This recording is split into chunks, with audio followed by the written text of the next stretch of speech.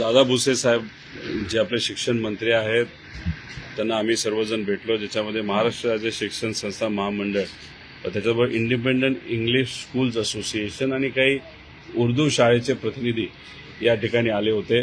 तुम्ही बघितलं असेल, काही दिवसांपूर्वी सरकारकडनं एक आदेश काढण्यात आला. त्याच्यामध्ये करीबन 1262 शाळा ज्या बिना अनुदानित आहेत, त्याच्यामध्ये मराठी मीडियम ह्या बहुतांश शाळा आहेत आणि काही उर्दू शाळा आहेत. अशी परिस्थिती आली की त्या शाळा बंद होतील आणि त्या शाळा बंद झाल्या तर 2.5 ते 3 लाख विद्यार्थ्यांचं खूप मोठ्या प्रमाणात नुकसान होऊ शकतं. याच्यामध्ये झालं असं आहे की या सर्व शाळा नाही तर बहुतांश शाळेचे प्रस्ताव हे विविध लेवलला अधिकाऱ्यांकडे प्रलंबित आहेत. आणि मग अचानक हा आदेश काढल्यामुळे एकतर या शाळेंचं म्हणणं ऐकून घेतलं गेलं नव्हतं. त्यांच्याकडे असणारे कागदपत्र, ती जी पडताळणी सरकारकडनं नाहीतर अधिकाऱ्यांकडनं ज्या पद्धतीने व्हायला पाहिजे ती वेळेत न झाल्यामुळे आणि अधिकाऱ्यांच्या चुकीमुळे या शाळा जर बंद होत असतील तर ते योग्य नाही, अशी विनंती करण्यासाठी आम्ही सर्वजण मंत्री महोदयांना भेटलो. त्यांनी बराच वेळ दिला, सगळ्या गोष्टी ऐकून घेतल्या. त्रुटी काय आहेत ह्या सुद्धा त्यांना त्या ठिकाणी समजलेल्या आहेत. त्यामुळे 28 एप्रिलला त्यांनी बैठक ही सेक्रेटरी साहेबांच्या उपस्थितीमध्ये त्या ठिकाणी लावलेली आहे आणि ती बैठक होईल आणि योग्य असा तोडगा निघेल आणि या शाळा आणि विद्यार्थी हे या विषयातून वाचतील असं आम्हा सगळ्यांना त्या ठिकाणी वाटतं. त्याच्याचबरोबर 11, 15, 22 एप्रिलला रोजी शाळेंची पडताळणी जी सुरू झालेली आहे त्याच्यामध्ये सुद्धा थोडीशी गफलत झालेली आहे. ज्या 100% अनुदानित शाळा असतात त्यांची एक विशिष्ट परीक्षा या काळामध्ये घेतली जाते, पण जे पूर्णपणे अनुदानित नाही आणि बिना अनुदानित आहेत हे याच्या आधीच परीक्षा त्या ठिकाणी घेत असतात. त्यामुळे जर आता पडताळणी करायला गेलं तर परीक्षा आधी झाली असेल तर आता विद्यार्थी त्या ठिकाणी नसणार. त्यामुळे अशा काही प्रॅक्टिकल अडचणी या इथं मंत्री महोदयांना सांगितलं. या सगळ्या विषयाच्या बाबतीत आणि RTEचं जे प्रलंबित काही मोठा निधी आहे या राज्य सरकारचा, त्याचे पण काही प्रतिनिधित्व शाळेचे आले होते. या सगळ्यांचं मिळून आम्ही मंत्री महोदयांना वेळ दिला. मंत्र्यांनी मनापासून या सगळ्या गोष्टी ऐकल्या. त्यांचा सुद्धा हेतू दिसतोय की या अडचणी सुटल्या पाहिजे. त्यामुळे 28 तारखेला या बैठकीमध्ये जी मंत्री महोदयांनी लावलेली बैठक आहे त्या बैठकीत काय होतं हे आपल्या सर्वांना बघावं लागेल. आणि ती बैठक जर सकारात्मक दुर्दैवाने त्या ठिकाणी झाली नाही, कारण का मंत्री महोदय एकटे निर्णय घेत नसतात, त्यांना फायनान्स डिपार्टमेंटचा सपोर्ट लागतो, त्यांना इतरही विभागाचा सपोर्ट लागतो. आणि ती जर बैठक योग्य दिशेने गेली नाही तर मराठी मुलांचं, शिक्षकांचं खूप मोठ्या प्रमाणात नुकसान होईल आणि त्यानंतर मग परिस्थिती हाताबाहेर जाऊ शकते असं आम्हाला सगळ्यांना वाटतं. शाळेकडून आहे ते पुस्तकं खरेदी करण्यासाठी आहे तो तक्ता लावला जातो, कारण की शाळा आवाजी सव्वा आहे तो दर लावताना पाहायला मिळतात. काही प्रायव्हेट ज्या शाळा आहेत ते नक्कीच नफेखोरी करतात याचा अंदाज हा आपल्या सर्वांना आहे, मंत्री महोदयांना सुद्धा आहे. अशा पद्धतीने काही शाळा जर कंपल्सरी पुस्तक खरेदी करण्यासाठी लावत असतील तर ते योग्य नाही. आणि जर लावत असतील आणि माफक दरात असेल तर काही हरकत नाही, पण उगाच वाढीव दरामध्ये तिथं धंदा केल्यासारखं जर शाळा वागत असेल हे योग्य नाही. त्यामुळे त्याच्यावर काही आपल्याला कंट्रोल करता येईल का हे तिथं बघितलं पाहिजे. जे पालक समिती असतात त्या केल्या जातात, पण त्यांना तेवढी ताकद त्या ठिकाणी नसते. त्यामुळे त्या समितींना सुद्धा ऑफिशियली आपल्याला ताकद देता येईल का याचा विचार सरकारकडनं सकारात्मक दृष्टिकोनातून त्या ठिकाणी झाला पाहिजे. आणि RTEमध्ये गरिबाची मुलं ही कुठेतरी चांगल्या शाळेमध्ये जावी हा हेतू खरा तर होता, पण असं जाणवतंय जसं काही पिक्चरमध्ये दाखवलं आहे की ज्यांची परिस्थिती बरी आहे यांचीच मुलं वेगळ्या पद्धतीने RTEचा फायदा त्या ठिकाणी घेत आहेत, हे सुद्धा निदर्शनास येत आहे. त्यामुळे त्याच्यामध्ये सुद्धा शाळांना विश्वासात घेऊन गरिबाच्या मुलामुलींना चांगलं शिक्षण मिळालं पाहिजे आणि RTEचा लाभ त्यांना मिळाला पाहिजे या हेतूतून सुद्धा योग्य असं धोरण येत्या काळामध्ये आणलं पाहिजे. या सगळ्या संदर्भामध्ये आहे तो मंत्री महोदयांना काही सांगितलंय का, कारण की अशा पद्धतीने आवाजी सव्वा दर आहेत ते सुरू झाले, कारण की आता शाळा संपली, नवीन वर्ष सुरू होईल एका दिवसामध्ये. आता ही खरेदी विक्री सुरू मोठ्या प्रमाणात. इंग्लिश मीडियमचे प्रतिनिधी या ठिकाणी आले होते, इंडिपेंडंट इंग्लिश स्कूल असोसिएशनचे प्रतिनिधी इथं आले होते. त्यांनी हा मुद्दा काही शाळा असे करतात आणि काही शाळा असं करत असल्यामुळे सगळ्याच शाळेकडे बघत असताना चुकीच्या दृष्टिकोनातून त्या ठिकाणी बघितलं जातं. त्यामुळे 28 तारखेला या असोसिएशनला सुद्धा तिथं बोलवलेलं आहे. ते सुद्धा काही पुरावे या बाबतीतले तिथं घेऊन येणार आहेत आणि बरेच काही टेक्निकल इश्यू सुद्धा या शाळेचे इंग्लिश मीडियमचे सुद्धा आणि खास करून बहुतांश करून मराठी मीडियमचे आणि उर्दू मीडियमचे हे मुद्दे घेऊन येणारे हे सर्व पदाधिकारी 28 तारखेला डिटेलमध्ये बैठक होईल आणि याच्यावर मार्ग निघेल. जर मार्ग निघाला नाही तर 3 लाख गरीब मुलं मुली हे शिक्षणापासून वंचित त्या ठिकाणी होऊन रोहितजी, जातात. तुम्ही काल एक ट्विट केलेलं होतं की सत्तेतल्या मित्रपक्षाची शिकार जी आहे ती पुढच्या महिन्यापर्यंत केली जाणार म्हणून. नक्की कोण कोणाची सत्तेत शिकार करणार आहे त्याबद्दल काही माहिती तुमच्यापर्यंत पोहोचली आहे का? कसं आहे की आता चर्चा जी सुरू आहे ऑपरेशन टायगरची चर्चा आहे. म्हणजे त्याचा अर्थ की जो पक्ष सत्तेत नाही त्या पक्षातले जे खासदार असतील नाही तर आमदार असतील हे सत्तेतला एखादा पक्ष त्या आमदारांना फोडलं जाईल नाही तर खासदारांना फोडलं जाईल अशी चर्चा आहे. पण ही चर्चा फक्त चर्चाच आहे असं मला तरी त्या ठिकाणी वाटतं. खरं तर आपण बघितलं तर खरात प्रकरण तर चुकीचं होतंच. त्या खरात प्रकरण हे समोर आलं ही चांगली गोष्ट झाली, त्याच्यावर कारवाई सुद्धा त्या ठिकाणी झाली पाहिजे. पण ती कारवाई होत असताना त्याच्या मागचा हेतू काय होता? कारण का आज जी चर्चा केली जाते की सत्तेत असणाऱ्या एका मित्रपक्षाला अडचणीत आणण्यासाठी त्या ठिकाणी तिथं कारवाई केली गेली. आता कारवाई केली गेली एका पक्षाला डोक्यात ठेवून, पण कोलॅटरल डॅमेज दुसरा सुद्धा पक्ष त्या ठिकाणी झाला. त्यामुळे 2 पक्ष त्यामुळे अडचणीत आले. आता राजकीय हेतूतून ही कारवाई केली आणि फक्त राजकीय फायदा घेण्यासाठीच ही कारवाईचा उपयोग केला जाईल का खऱ्या अर्थाने खरातावर त्या ठिकाणी कारवाई करून अशा घटना पुढे घडणार नाही हे बघितलं जाईल, हे आपल्याला बघावं लागेल. पण एक गोष्ट मात्र खरी आहे, हे पुढच्या महिन्याच्या अखेरपर्यंत जे काय आम्हाला कळालेलं आहे, मित्र पक्ष असणारा एक लहानसा पक्ष त्याच्यावर एक सत्तेत असणारा मोठा पक्ष हा नक्कीच त्या ठिकाणी त्याची शिकार केली जाईल असं आम्हाला त्या ठिकाणी कळत आहे.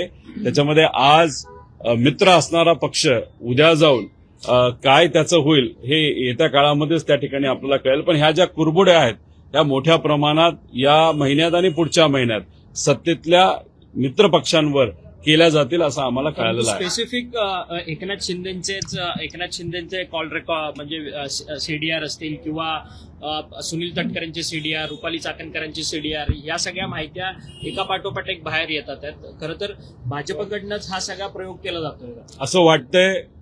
भाजपकडनं अशा सगळ्या माहितींचा प्रयोग केला जातो अशी चर्चा तरी त्या ठिकाणी आहे. एक तुम्ही समजून घ्या की नाशिक हनी ट्रॅप प्रकरणामध्ये 70 व्हिडिओ होते असं आपल्याला कळलं होतं. राज ठाकरे साहेबांनी हा मुद्दा मांडल्यानंतर तो मुद्दा काही दिवसांसाठी चर्चेत आला आणि त्यानंतर त्याची चर्चा संपली. मग कारवाई तुम्ही केली का? हनी ट्रॅप प्रकरण केलं कुणी, त्याच्यावर तुम्ही कुठली कारवाई केली हे कुठेही त्या ठिकाणी सिद्ध नाही झालं. त्याच्यामध्ये 70 जे व्हिडिओ होते त्यात अधिकाऱ्यांचे पण काही प्रमाणात व्हिडिओ होते आणि काही नेत्यांचे होते. मग त्या व्हिडिओचा वापर करून त्या अधिकाऱ्यांना तुम्ही कुठेतरी दबाव आणताय आणि त्यांच्याकडनं सत्तेतल्या काही लोकांची कामं करून घेताय का? काही राजकीय पण कामं असतील ज्याच्यामध्ये विरोधकांचं कुठेतरी अडचण आणायची असेल वगैरे, आणि जे नेत्यांचे व्हिडिओ होते त्यांना सुद्धा तो व्हिडिओ दाखवून गप्प केलंय अशी सुद्धा त्या ठिकाणी चर्चा आहे. आता इथं खरात प्रकरणामध्ये सुद्धा जे काही व्हिडिओ आज आपण सर्वजण बघू शकतो, एक तर ते आले कसे लोकांपर्यंत हा खूप मोठा प्रश्न आहे. पण मग येत असणारे व्हिडिओ जर आपण बघितले तर सामान्य लोकांचे नाहीतर काही ठराविक अराजकीय लोकांचे व्हिडिओ बाहेर त्या ठिकाणी येतात. पण आम्हाला जे कळालंय की राजकीय लोकांचे सुद्धा व्हिडिओ आहेत आणि खास करून काळी जादू करणाऱ्याचे व्हिडिओ त्याच्यामध्ये आहेत, ते मात्र त्या ठिकाणी बाहेर येत नाही. त्यामुळे व्हिडिओचं फक्त राजकारण केलं जातंय, दबाव तंत्र आणलं जातंय, ब्लॅकमेल केलं जातंय असं आम्हाला त्या ठिकाणी आता तरी वाटतंय. प्रतिभा चाकणकर कार्यक्रमाची चर्चा केली. भाजप मित्रपक्षांचे एकंदरीत पक्ष कोणते किंवा त्यानुसार करेक्ट कार्यक्रम करण्याच्या तयारीत असल्याचं तुम्ही एक ट्विट केलं होतं. पुण्यामध्ये एकंदरीत पुण्यात अजितदादांच्या राष्ट्रवादीचा गेम झाल्याचं पाहायला मिळतंय. पुणे महापालिकेतील 15 क्षेत्रीय कार्यालयांच्या पुनर्रचनेच्या नावाखाली भाजपने अत्यंत सुतापीनं खेळी केलेली आहे. प्रशासनाला हाताला धरून 15 पैकी तब्बल 14 प्रभाग समित्यांवर भाजपने आपलं वर्चस्व प्रस्थापित केलं. नाही बघा, ती भाजपची स्टाईल आहे की मित्रपक्षाला जवळ करायचं आणि त्याला संपवायचं, आणि फक्त हे महाराष्ट्रामध्ये झालंय असं समजून चालणार नाही. हरियाणामध्ये जो पक्ष त्यांच्याबरोबर सत्तेत होता आणि कदाचित तो उपमुख्यमंत्री पद सुद्धा त्यांना दिलं होतं. नंतर तो कुठं पक्ष गायब झाला हे कोणाला ते तर माहित नाही. आता त्याच्याच बरोबर आपण बिहारमध्ये जर बघितलं तर बिहारमध्ये नितीश कुमार साहेब जे मुख्यमंत्री होते, आता राज्यमंत्री पद त्यांना दिलं आणि इकडं राज्यसभा त्या ठिकाणी दिलं आणि इथं मात्र सगळं मोकळं झालेलं आहे. इथं सुद्धा साताऱ्यामध्ये काय घडलं, एकनाथ शिंदे साहेबांच्या पक्षाचे जे कुठले उमेदवार होते आणि अजितदादांच्या पक्षाचे उमेदवार होते, तिथं मोठा खेळ झालेला आपण बघितलं. मतदान सुद्धा तिथं करून दिलं नाही.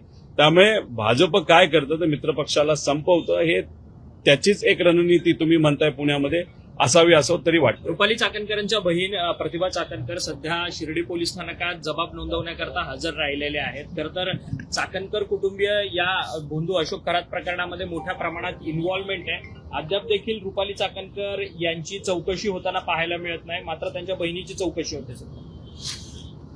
आता करायची असेल तर सगळ्यांची चौकशी खरं तर केली गेली बाहेर. ठीक आहे, एखादी महिला एखादी व्यक्ती जाऊन तिथं चौकशीला समोर जात असेल, पण दुसरे नेते का जात नाही, खरं तर त्या नेत्यांनाच हा प्रश्न तिथं केला गेला पाहिजे असं मला वाटतं. फक्त एसआयटी ज्या पद्धतीने काम करते ती पारदर्शक पद्धतीने एसआयटीला काम केलं पाहिजे. याच्यामध्ये काही लोकांची नावं आहेत, ती नावं काढण्यासाठी नाही तर आमच्यावर दबाव होता म्हणून आम्ही ही गोष्ट केली ती गोष्ट केली अशा पद्धतीने एसआयटीचा चुकीच्या पद्धतीने काही लोक उपयोग करण्याचा प्रयत्न करत असतील, हे प्रशासकीय अधिकारी सुद्धा त्याच्यामध्ये त्या ठिकाणी असू शकतील. तर कृपा करून अशा गोष्टी त्या ठिकाणी होऊ नये. आणि आम्हाला असंही कळतंय की अजून एक सत्तेतला पक्ष आहे जो कुठेतरी असं म्हणतोय की जे व्हिडिओ आमच्या नेत्यांचे नाहीतर काही लोकांचे आहेत ते मात्र पुढे येऊन देऊ नका, अशी कुठेतरी त्या ठिकाणी चर्चा आहे. म्हणजे झालं असं की एसआयटी फॉर्म झाली कुठेतरी या विषयाला न्याय देण्यासाठी. खरातांनी ज्या चुकीच्या गोष्टी केलेल्या तर कशा केल्या, त्याच्या मागे कोण होतं हे शोधण्यासाठी.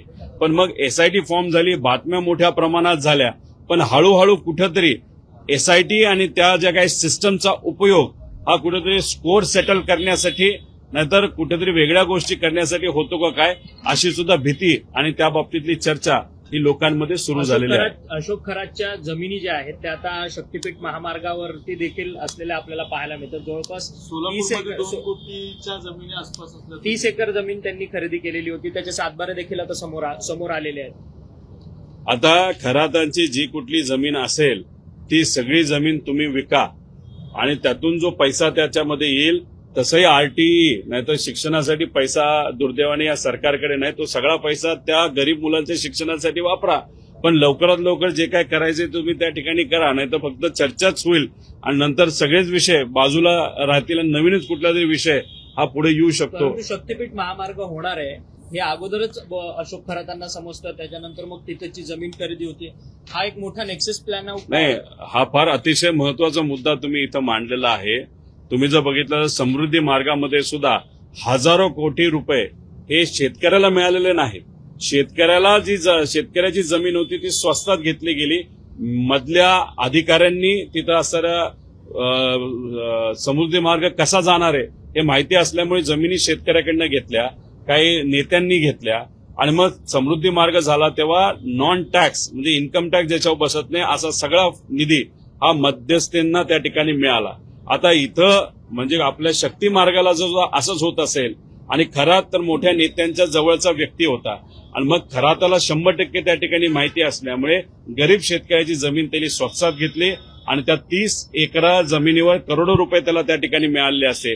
म्हणजे आतूनच खबर माहिती या अशा भोंदू बाबाला नाही तर लोकांना मिळते आणि त्याच्यामुळेच कुठेतरी यांचा फायदा होतो पण मात्र शेतकऱ्याचं नुकसान होतं. म्हणूनच खऱ्या अर्थाने आपण बघितलं असेल की समृद्धी मार्गाला मध्ये सुद्धा खऱ्या शेतकऱ्यांचा विरोध होता आणि या शक्ती मार्गाला सुद्धा खऱ्या शेतकऱ्यांचा विरोध आहे. पण नफेखोरी कोडणारे मधले एजंट हे या नेत्यांच्या आणि या लोकांच्या जवळचे अनेक असल्यामुळे अशा पद्धतीने भ्रष्टाचार मोठ्या प्रमाणात या राज्यामध्ये होताना आपण बघू शकतो. दादा, एक एसआयटी कडे पत्र गेलेलं आहे खरात प्रकरणामध्ये. सुनेत्रा पवार यांच्या जीवाला रुपाली चाकणकर यांच्यापासून धोका असल्याचं हे पत्र गेलेलं आहे. खरं तर अंजली दमानी असतील आणि इतर काही लोकांकडनं आता सुनेत्रा पवार यांच्या सुरक्षितेमध्ये विशेष वाढ करण्यात यावी अशी मागणी केली जाते. कसं पाहताय? असं असेल तर वाढ नक्कीच त्या ठिकाणी केली जावी. एखादा तपास करत असताना एखाद्या नेत्याला जर धोका वाढत असेल असं काही लोकांना वाटत असेल तर नक्कीच ती वाढ झाली पाहिजे. पत्र दिलं कुणी, कशासाठी दिलं, काय केलं, कसं केलं, खरंच त्याच्यामध्ये काही तथ्य आहे का हे सुद्धा त्या ठिकाणी बघितलं पाहिजे. राजकारण करायचं झालं तर आम्ही सुद्धा करू शकतो, पण विषय असा आहे की खरंच ते पत्र आलं कुठून, कशासाठी आलं, का दिलं गेलं आणि कसा धोका आहे हे याचा खऱ्या अर्थाने तपास झाला पाहिजे. अजितदादांकडे सुद्धा झेड सिक्युरिटी होते, पण अजितदादांना त्या झेड सिक्युरिटीचा कुठेही तिथं फायदा झाला नाही. न विमानात बसताना, न विमानात बसत असताना विमान चा जो काही इन्व्हेस्टिगेशन करायला पाहिजे, नाही तर त्याची क्वालिटी बघितली पाहिजे, नाही तर त्याचे काही निकष आहेत त्या पद्धतीने आहे का, विमान उडत असताना विजिबिलिटी होती नव्हती हे सुद्धा बघण्याचे जे काही अधिकार होते ते त्या ठिकाणी वापरले गेले नाही. म्हणून खऱ्या अर्थाने तो ऍक्सिडेंट झाला. त्याच्या मागे जे काही घातपातचं प्रकरण आहे तो मुद्दा आहेच. आता काकींच्या बाबतीत सुद्धा अशी जर भीती कोणाला वाटत असेल तर त्यांना सिक्युरिटी देणं या सरकारची जबाबदारी असं तरी तुमच्या वाटतं. काकींच्या पोटनिवडणुकीच्या प्रचाराला तुम्ही जाणार आहात का आणि कधी तुम्ही प्रचाराला जाणार आहात? बारामतीमध्ये 2-3 दिवस त्या ठिकाणी आम्ही असणार आहोत. तिथं जाऊन काही ठराविक लोकांना भेटून त्यांना विनंती करण्याची आमच्या सगळ्यांची त्या ठिकाणी जबाबदारी आहे. याच्यात होतं कसं, खरं तर ही निवडणूक बारामतीकरांवर आपण ढकलून मोकळं व्हायला पाहिजे. झालं असं जे आम्हाला कळतंय की काही निरीक्षक तिथं जातात, निरीक्षक तिथं जाऊन बारामतीकरांना आदेश त्या ठिकाणी देतात. बारामतीचे पवार अजितदादांचे जे निष्ठावंत कार्यकर्ते होते त्या कार्यकर्त्यांवर हे जे निरीक्षक तिथं गेलेले आहेत ते अधिकाराने बोलतात. आता बारामतीकरांनी अजितदादांना मोठ्या मताधिक्याने निवडून दिलेलं आहे आणि बारामतीकरांनी ठरवलेलं आहे की सुनेत्रा काकींना सुद्धा अजितदादांकडे बघून, अजितदादांच्या कार्याकडे बघून एक चांगल्या मताधिक्याने निवडून द्यायचं. पण झालं असं आहे की सुनेत्रा काकींना दाखवण्यासाठी का होईना, नाही तर टीव्हीवर येण्यासाठी का होईना अनेक नेते तिथे जाऊन फक्त बॉसगिरी त्या ठिकाणी करत आहेत.